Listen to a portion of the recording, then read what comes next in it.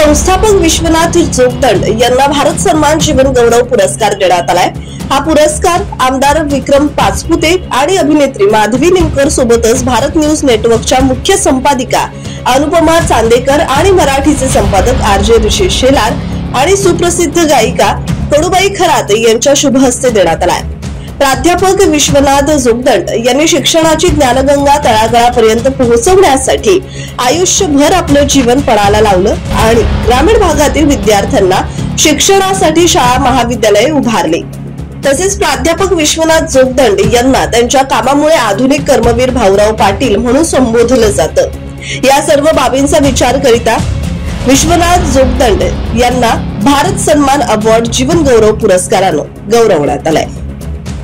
संस्थापक विश्वनाथजी जोगदंड सोबतच या ठिकाणी अभिनेत्री माधवी निमकर देखील या ठिकाणी आलेले आहेत। त्यांच्यासाठी एकदा जोरदार टाळ्या झाल्या पाहिजेत। अभिनेत्री माधवी निमकर अर्थातच शालिनी वहिनी या ठिकाणी स्टेजवरती येत आहेत। माधवी निमकर अभिनेत्री सुख म्हणजे नक्की काय असतं, एकदा जोरदार टाळ्या माधवी ताईसाठी। माधवी ताई आपण या ठिकाणी पुढे जायचंय। मधोमधचा माधवी ताई